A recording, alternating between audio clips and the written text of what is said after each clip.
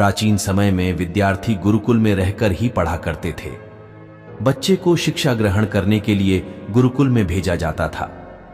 बच्चे गुरुकुल में गुरु के सानिध्य में आश्रम की देखभाल किया करते थे और अध्ययन भी किया करते थे। वृद्धराज को भी सभी की तरह गुरुकुल भेज दिया गया। वहां आश्रम में अपने साथियों के साथ घुलने मिलने लगा, लेकिन वह पढ़ने में बहुत ही कमजोर था।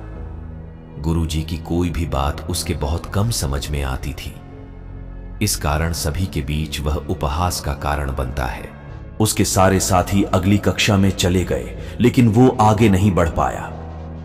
गुरुजी जी ने भी आखिर हार मानकर उसे बोला, बेटा वृद्धराज, मैंने सारे प्रयास करके देख लिए हैं। अब यही उचित होगा कि तुम यहां अपना समय बर्बाद मत करो।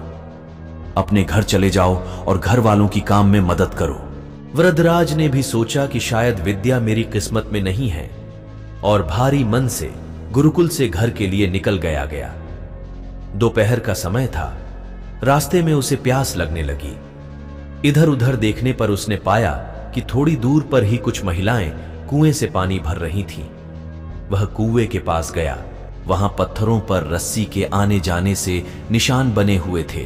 तो उसने महिलाओं से पूछा, यह निशान आपने कैसे बनाए?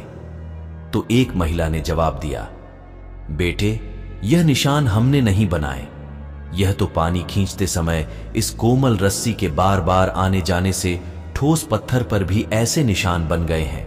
वृद्धराज सोच में पड़ गया। उसने विचार किया कि जब एक कोमल से रस्सी के बार बार आने जाने से एक ठोस पत्थर पर गहरे निशान बन सकते हैं, तो निरंतर अभ्यास से मैं विद्या ग्रहण क्यों नहीं कर सकता। वृद्धराज ढेर सारे उत्साह के साथ वापस गुरुकुल आया और अथक कड़ी मेहनत की। गुरुजी ने भी खुश होकर भरपूर सहयोग किया। कुछ ही सालों बाद यही मंदबुद्धि बालक वृद्धराज आगे चलकर संस्कृत व्याकरण का महान विद्वान बना, जिसने लघु सिद्धांत कौमुदी, मध्य सिद्धांत कौमुदी, सार सिद्धांत कौमुदी, गीर्वाण पद मंजरी की रचना की। दोस्तों, अभ्यास की शक्ति का तो कहना ही क्या है। यह आपके हर सपने को पूरा करेगी। अभ्यास बहुत जरूरी है, चाहे वो खेल में हो या पढ़ाई में या किसी और चीज में। बिना अभ्यास के आप सफल नहीं हो सकते हो। अगर आप बिना अभ्यास के केवल किस्मत के भरोसे बैठे रहोगे तो आखिर में आपको पछतावे के सिवा और कुछ हाथ नहीं लगेगा। इसलिए अभ्यास के साथ धैर्य, परिश्रम और लगन रखकर आप अपनी मंजिल को पाने के लिए जुट जाएं।